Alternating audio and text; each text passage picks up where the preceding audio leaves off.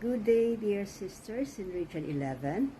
I am Sister Lori Manalansan, International Chairperson for the Upliftment of Women Workers Mission for 2022. Today, I'd like to present to you our objectives, goals, and strategies in achieving our mission. And allow me to share my PowerPoint presentation with you. Our mission objective is to address the current issues and concerns against women, such as poverty, violence, subordination and discrimination, trafficking of women, and the plight of OFW mothers. Another objective is to organize activities that will assist and uplift underprivileged women, and if needed, to obtain financial assistance for them. We also hope to galvanize all DMI sisters into action to help eliminate conditions that place women in disadvantageous situations. We also aim to launch campaigns promoting women empowerment through awareness of women's rights and opportunities. We also aim to provide alternative means of livelihood. And of course, we also would like to look into the welfare of families of OFW wives and mothers. In this regard, our goals would be to create heightened awareness of both DMI members and the public in adopting a proactive stance towards resolving women issues and concerns, to also create action plans and implement them, and to network with agencies and organizations for a more concerted and effective implementation in addressing women issues and concerns. As mentioned, our strategies would include linking with other women welfare agencies, such as the United Nations, which has been the source of the theme of the tarps that we have hanged in 2019 and in 2022. We did not have any for the pandemic years of 2020 and 2021. We also aim to provide training, seminars, and workshops promoting Christian and family values, conduct skills and entrepreneurship training, which most circles have been doing. Another strategy is to help empower women by microfinancing or providing capital to those capable of putting up a small business or self-employment. Another strategy is to look for the root cause of the problems encountered by women in the hope of resolving and eliminating these causes. And of course, we also aim to activate all DMI sisters to take advantage of opportunities to uplift their welfare, whether physically, economically, financially, mentally, and spiritually. An example would be this picture taken recently of the Immaculate Conception Karangalan Circle, where one sister had lots of papaya fruits awaiting her in her farm, and sayang if mabubulok lang.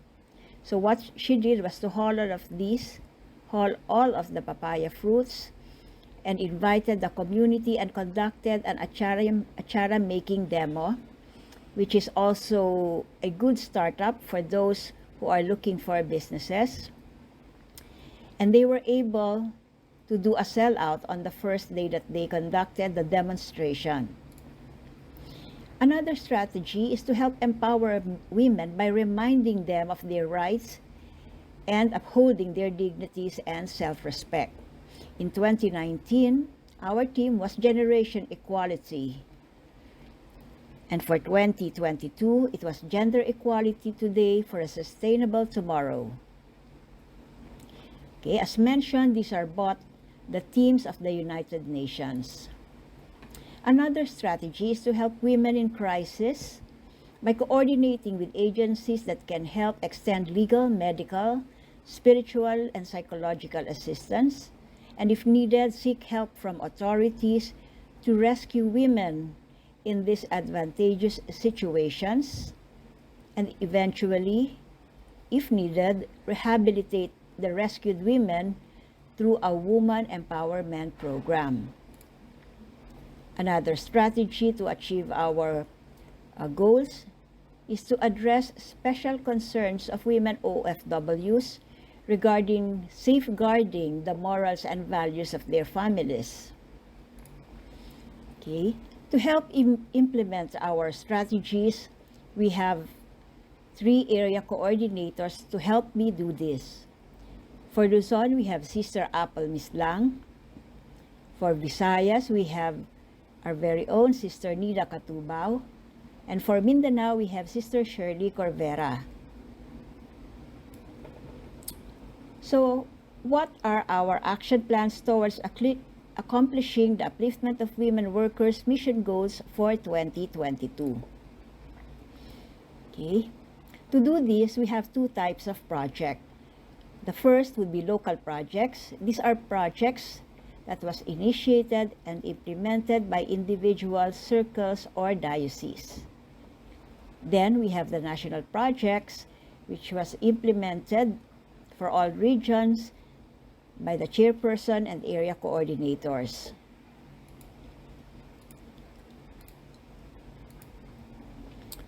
Okay, for the national projects, for the first quarter, for the first 2 months, I had a meeting with the area coordinators for possible brainstorming on activities for the rest of the year. And then on the last month of the first quarter, it was International Women's Month, and we promoted this by hanging tarps in our church patios or public places, shouting gender equality today for a sustainable tomorrow. All in all, we had 114 tarps hanged. So check tayo dyan. Okay, another would be to create a special activity to celebrate International Women's Day or International Women's Month. So we saw a lot of activities here, including health awareness programs like Zumba, Medical Mission, and others had their own programs to celebrate women. There were parades and participation in LGU activities. Okay. For the second quarter, our national projects included supporting Samaritana Transformation Ministries. This is a halfway home for women formerly in the flesh trade. And then another possible project would be a webinar on praying with the women in the Bible. And then create a special activity to celebrate Mother's Day.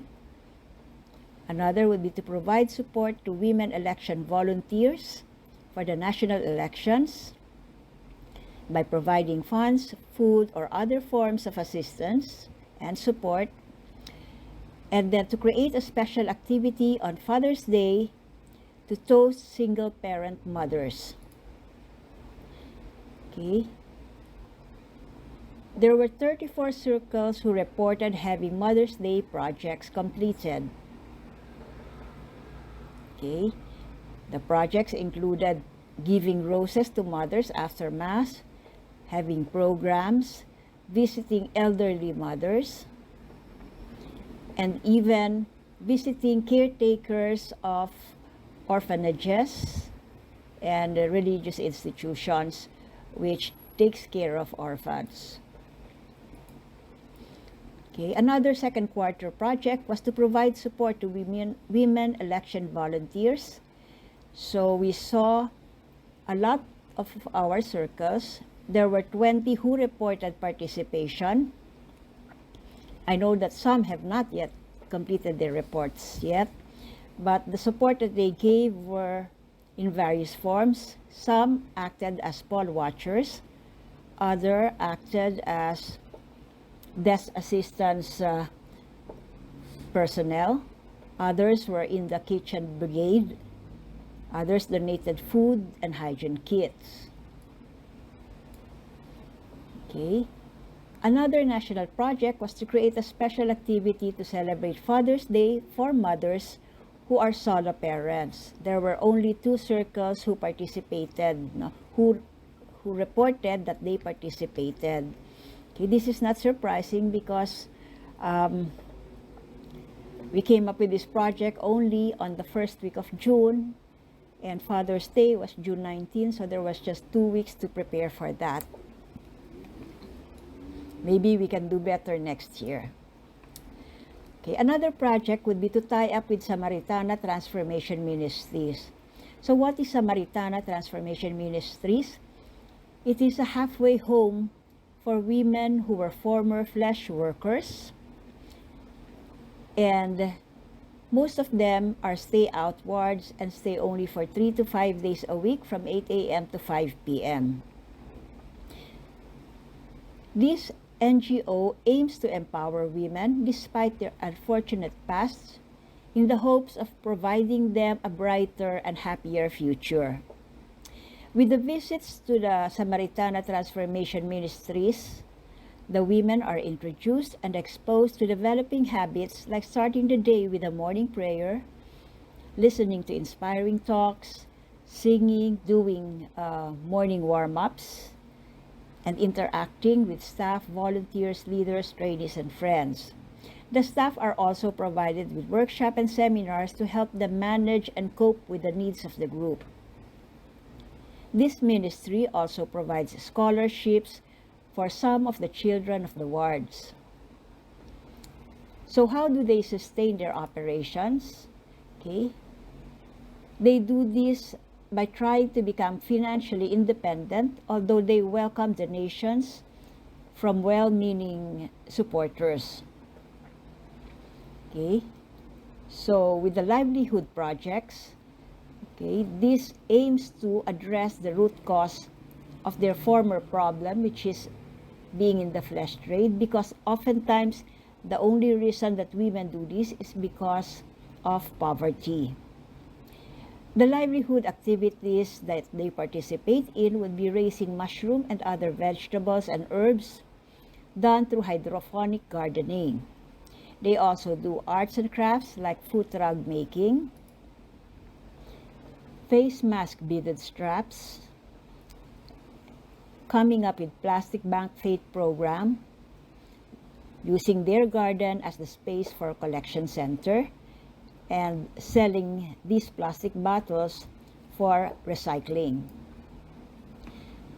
For the third quarter, the action plan was being formulated, and due to my limitations, admittedly, I had health concerns, we provided financial support. Okay. For the third quarter, we were also hoping to have a talk on women's rights and violence against women, and another talk on webinar on praying with the women in the Bible. But as mentioned, I was incapacitated for the third quarter, and thank God, I am on the road to recovery now. For the fourth quarter, okay, we only have one project because we know everybody would be busy. And this project would be to encourage solo livelihood programs by each circle aimed at taking advantage of the holidays by selling their wares, their products for extra income that they can use in preparation for Christmas. Okay.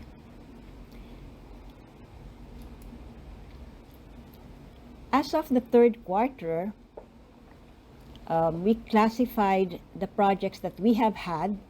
These are circle projects, okay, and we came up with 399 projects. Of the 399, 29% was in promotion of Women's Month and our theme of gender equality for a sustainable tomorrow.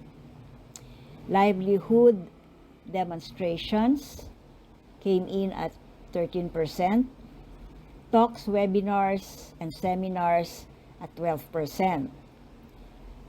Another high percentage here would be for the miscellaneous. However, some of the miscellaneous projects were not directly for women workers. Okay, one circle mentioned about donating something to school children. And I told them that it was more of a pro-life activity, but the chairperson in that group pointed out that it was initiated by members of the Committee on the Upliftment of Women Workers. Okay, so to make a long story short, we would like to reiterate the criteria of the project beneficiary of the Upliftment of Women Workers mission. The beneficiary would be women workers or would-be women workers only. Who are the would-be women workers? These would be housewives who want to earn extra to help their husband, okay, by attending our training, seminars, and demonstrations. Another criteria would be families of OFW mothers. Okay, so this may include non-female family members. Why? Because we hope to help them with their value formation, to support the OFW mother who would be experiencing difficulty in monitoring the values of their families. Okay? Beneficiaries are preferably non-DMI ladies.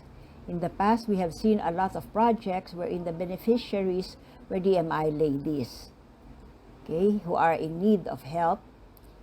Okay, and we recognize it because of the unusual condition we were in, okay, which was the pandemic. Of course, the recognitions given to exemplary performance of a DMI sister can be classified under this, can be classified as a project beneficiary. Now, in providing support for a livelihood activity, the support must be good for 1 to 2 years only, not a lifetime. Why? Because we aim to establish resiliency, financial independence, and discipline to the beneficiary. Now, all other medical missions or anything relating to health, including the male species, are to be reported under pro-life, unless it specifically states that it was meant for women, like pap smear test, prenatal, okay, and others. And with that, we hope to have clarified the Upliftment of Women Workers mission, its objectives, its goals, its strategies, and the updates that we have had for the year. And with that, we'd like to thank you for your time and your interest to help support the mission. To God and Mama Mary be the glory. Thank you.